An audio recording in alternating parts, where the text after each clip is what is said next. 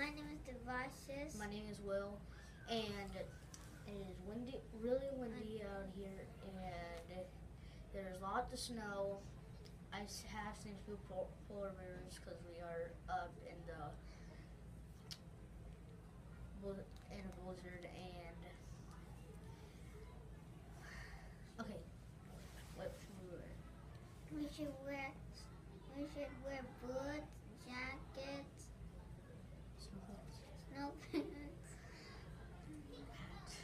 hats. And we should stay indoors and not go outside. We should not be driving around in cars because they're going to get flooded with snow.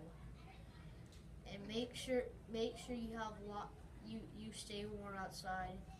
I mean inside, or you will get freezing cold from the outside, and sometimes it could freeze your glass, and the glass could break if you accidentally hit it and snow will come inside. And the sun is still out, but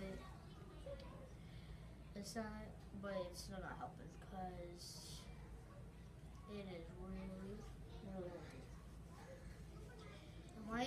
The wind is going 70 miles an hour,